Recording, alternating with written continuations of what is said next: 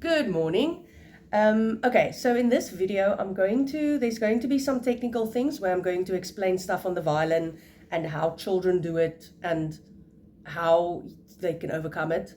But I'm also going to talk a bit about why children should be doing violin, why they think it's fun, why they should be doing violin, and why they should maybe not be doing violin. Yeah, so this video is going to be basically me talking. It might be boring. So if you don't like looking at my face, then skip the video. Hello there again. So in this segment, I want to chat about high school students. Now, when I was a child and I started violin, it was generally accepted that you start when you're grade 2, 3. Grade 1 was children did start at grade 1 in or before school, but it was generally you were grade 2 or you grade 3. So 8, 9. I started when I was 8, but I was turning 9 that year. So I was 9 when I started. I was grade 3. It was generally accepted that a child can't, or by most schools, it was said that children can't start, after grade 7. So, and some schools even earlier. Some schools were very strict about it, and I understand why, because violin is something that if you are very young, it's stuff that helps your muscles grow into what you do on the violin, basically. So you can't necessarily be fully grown. But I must admit that I have had, quite successfully started children after grade 8 or grade 7, and two of mine that started in grade 6, end of grade 6, they are now playing up to grade 2, 3 standard, and they're grade 11 now. So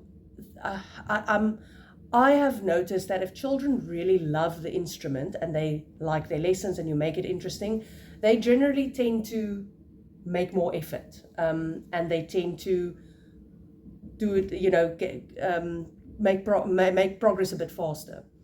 Now, a child that starts that late will never be a child that does music as a subject in school. Well, not here in South Africa, because music as a subject, your grade, I think your maximum or your minimum grade in matric needs to be grade 5.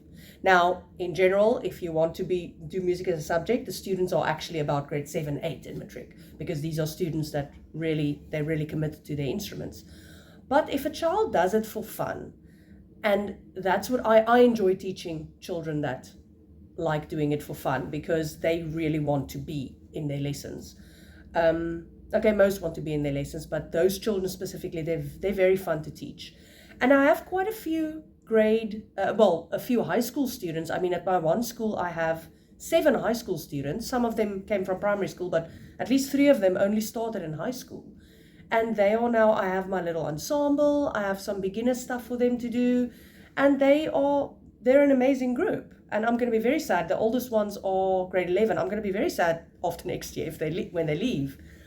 But even in one of the other schools I'm at, I also have about 10 or 11 in high school, or from grade 7 on.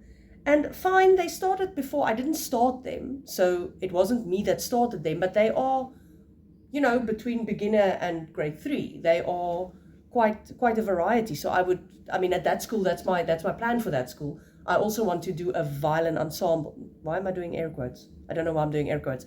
I also want to do a violin ensemble, because the children enjoy it. They also enjoy the socialization with the violin ensemble. And it's something that is very dear to me when a child really enjoys what they're doing. Now, I would like to think that all my students enjoy their lessons and enjoy violin.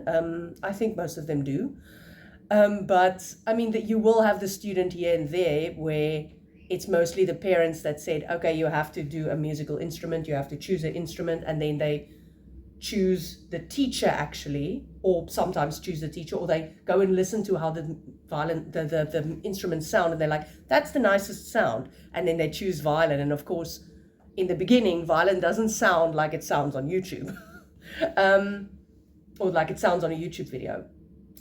Getting a nice sound on violin takes years. And if a child starts in high school, that is the one thing that I focus on, is getting them to be able to play some melodies and also getting them to make a nice sound. I'm not always extremely worried about the bow. Well, no, I am worried about the bow.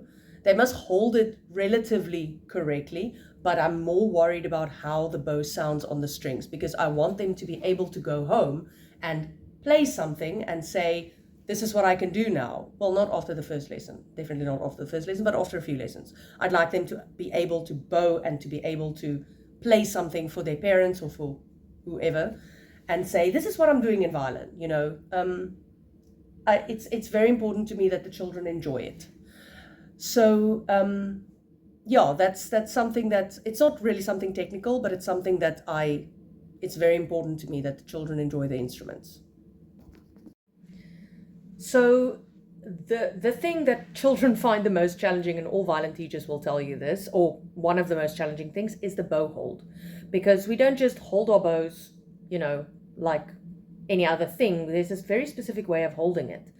And children tend to, because the bow is quite heavy, you have to teach them to hold it upright first. Otherwise, yeah, otherwise they don't do it correctly.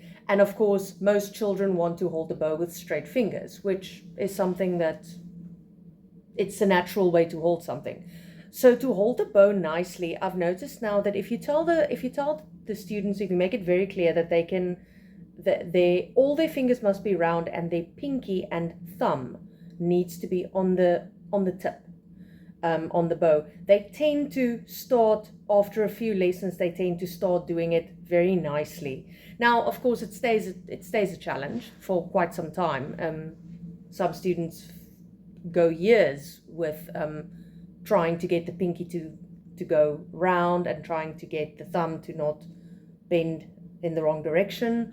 But again, it's something that the students work on.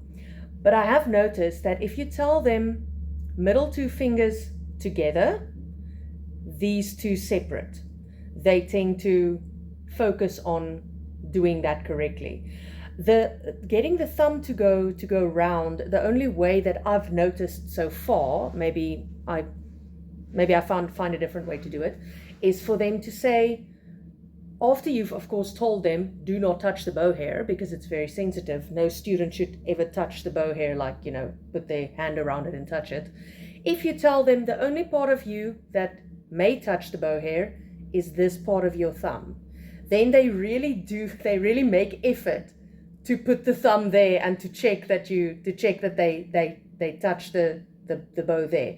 So eventually that has worked for me for years, but I am still learning, and it is still a challenge to get the students to hold the bow correctly, because it is not a natural way of holding something. Even if you hold a pencil, you don't hold it. And students these days, they hold pencils in very different ways from when I grew up. It looks very different.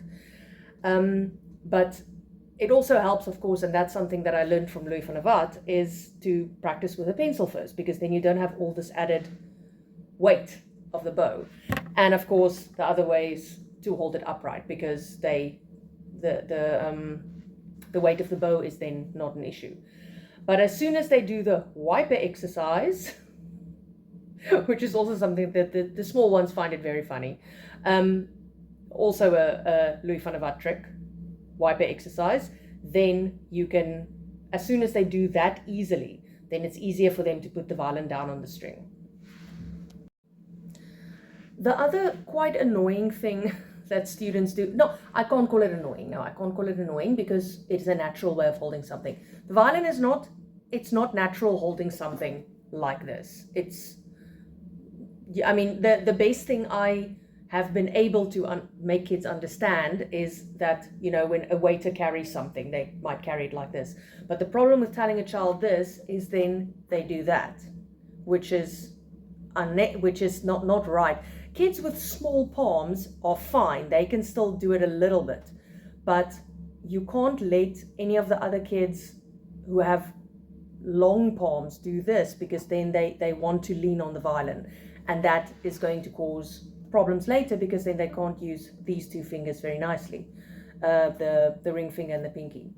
So I've stopped saying, because something that a lot of teachers do, and it's fine but it just didn't work for my students, because they started really pointing their wrist out, is telling a student to point their wrist out, which I also don't want to do. I tend to put something straight. Okay, I don't have a ruler with me at the moment, but you put something straight behind and you tell them that's the way. So just a straight wrist, and then they can easily put their fingers down. If they start doing this, you just start, as a violin teacher, I just then start teaching them how to use the pinky, because as soon as they have to put down the pinky correctly, their wrist does this naturally. And it's a perfect way of just teaching them to have the wrist correct. Thank you very much for watching this video. If you lost it the whole way through, well done, because the technical things on violin are not the most interesting things for people who don't know the instrument. But yeah, thank you very much for watching. I will see you in the next one.